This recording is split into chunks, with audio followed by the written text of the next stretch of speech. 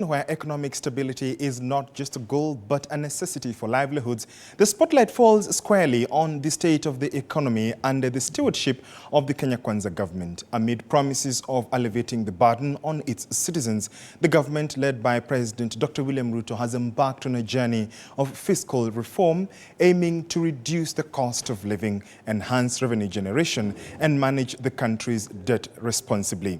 But are the government's measures truly working? And Odida with that analysis.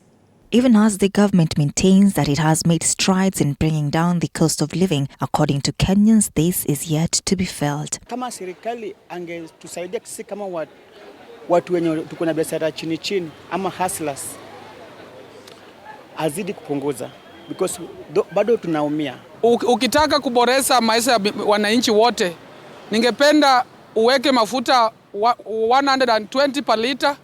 Alafu diesel ilikuwa 98, mafuta taa ilikuwa 82. Hata kama tax ikuwe juu, wananchi wanasikia vizuri.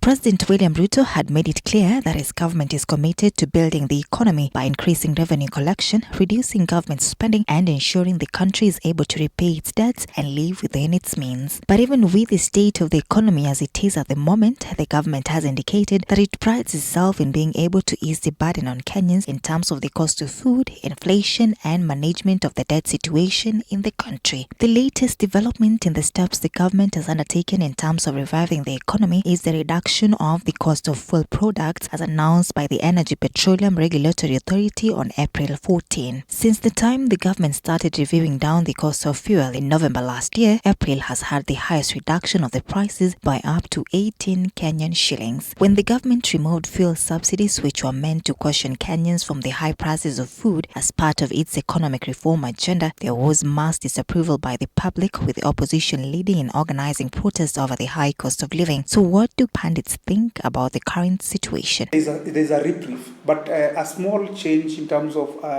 reduction of cost of fuel is not going to undo a year of suffering or 2 years or 3 years of suffering doing business in Kenya. So I think it's a welcome move, of course based on market dynamics of demand and supply. But I think we still need something more needs to be done to ensure that the cost of doing business in Kenya is lowered and is efficient for our small businesses, small entrepreneurs to be able to operate efficiently and make an economic living.